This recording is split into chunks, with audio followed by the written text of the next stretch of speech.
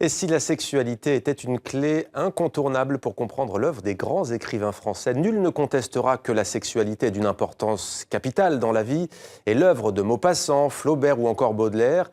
Mais dans son dernier livre, Iman Bassala explore les penchants obscurs d'Hugo, de La Fontaine, de Proust, mais aussi de Colette, de Duras ou encore de Georges Sand. Bonsoir Iman Bassala. Bonsoir. Merci d'être avec nous. Vous êtes l'auteur de La vie sexuelle des écrivains. C'est aux éditions Nouveau Monde, dans l'intimité donc de plusieurs grands écrivains français. Qu'est-ce qui vous a incité à vous immiscer et à nous glisser sous la couette des grands auteurs français? Eh bien, nul ne contestera non plus que sexe et création font le plus vieux des ménages. Et je suis tombée un jour sur cette phrase de Marguerite Duras dans La Passion suspendue, où elle dit « On écrit comme on désire toujours ». Et dans ma tête, j'ai passé tous les écrivains que je connaissais. Je me suis dit « Oui, ça fonctionne, ce qu'elle raconte ». Justement, Marguerite Duras, qui en sait quelque chose de l'écriture et du désir. Oui, qui a commencé par l'amant et qui a fini par devenir celle qui entretient effectivement. Donc, et tous ces hommes sont passés sous la couette, mais surtout dans les pages de ses livres. Justement, comment ça se traduit dans l'écriture de Marguerite Duras? Parce qu'on va le voir avec tous ces écrivains, c'est différent. C'est obsessionnel chez Marguerite Duras parce que, on connaît ce succès phénoménal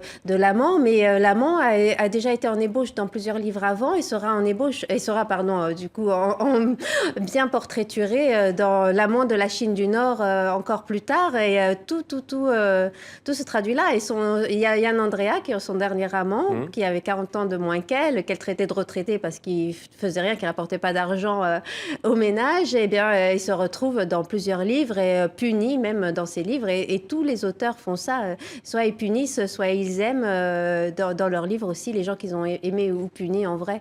Alors, qui imagine Alphonse Daudet, par exemple, l'auteur des Lettres de Montmoulin, et là je vais vous citer, raconter à Flaubert: lors d'un dîner chez Émile Zola, il me faut pour jouir contre ma chair la chair de deux femmes, l'une que je manie et l'autre qui mange le derrière de celle que je tripote. Eh bien, il y a un lecteur qui m'a dit « Je ne verrai plus jamais la chèvre de Monsieur Seguin de la même façon ». Et c'est tout à fait vrai. C'est-à-dire que c'était une société d'hommes bien virils et bien portés sur la chose. Ouais. Bien viril, alors ce à quoi on s'attendait beaucoup moins en vous lisant, c'est l'appétit sexuel, je dis bien gargantuesque, voire carrément violent d'un certain Victor Hugo. C'était un véritable ogre, c'était maladif, on pourrait dire aujourd'hui.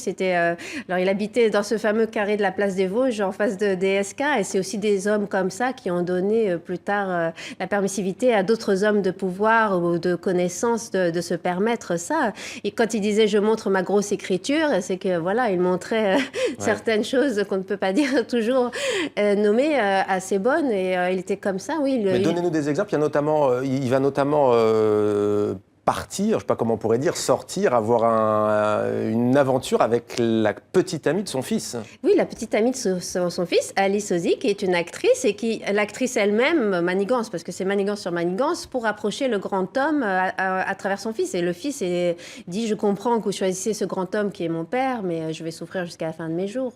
Et quand on dit violence, ça se caractérise comment? C'est quelqu'un qui comment ça se traduit? C'était le pouvoir possédé? Oui, c'est le pouvoir, parce que les bonnes ne pouvaient rien faire contre cet homme qui les embauchait. Elles venaient de leur province, et puis elles se faisaient même engrosser. Ouais. Certaines ont réussi à lui faire des chantages incroyables, mais lui, il était fier. Il disait, bon, encore une que j'ai réussi à... Et ça se retrouvait dans ses écritures, dans ses poèmes, par exemple? Dans ses poèmes, alors des derniers poèmes érotiques, mais alors il a eu, je ne sais pas ce que c'est, la pudeur peut-être de demander à ce qu'il soit publié post-mortem.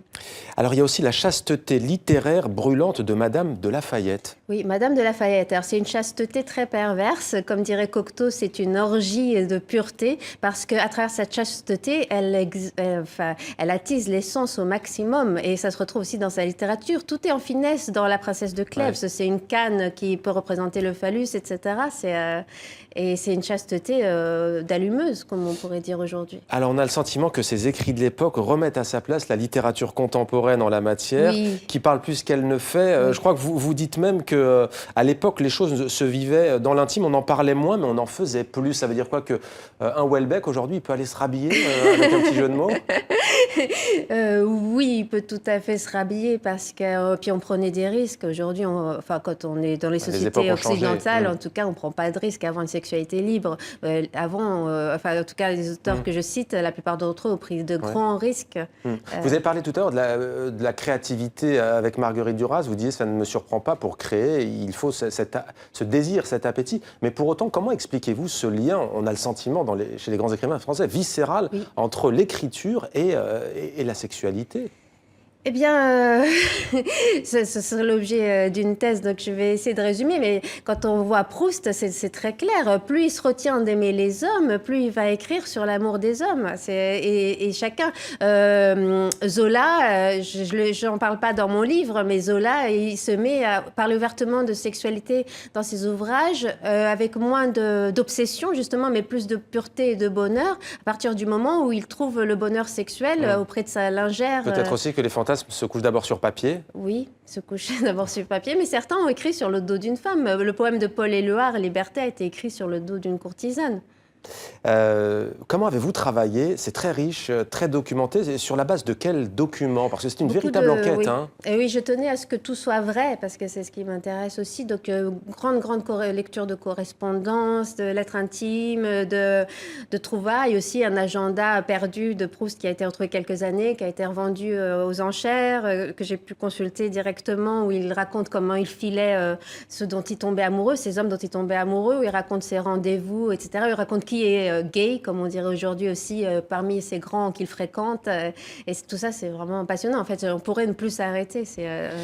Terminons par George Sand, qui, quand on vous lit, on se rend compte qui a fait de sa masculinité son arme de séduction, c'est-à-dire... Son arme de séduction et son arme d'existence, parce qu'il faut dire que c'était une femme et qu'elle s'est assumée, qu'elle est partie et qu'elle est devenue, effectivement, elle s'attachait beaucoup à ces faiblards qui étaient les grands poètes ou les grands, enfin, je vais résumer, mais les grands que l'on lui connaît, c'est Musset et Chopin, qu'elle surnommait Chopette d'ailleurs, et puis qu'elle entretenait comme des grands enfants malades et qu'elle dépassait et dont elle surmontait, y compris les infidélités, par cette virilité.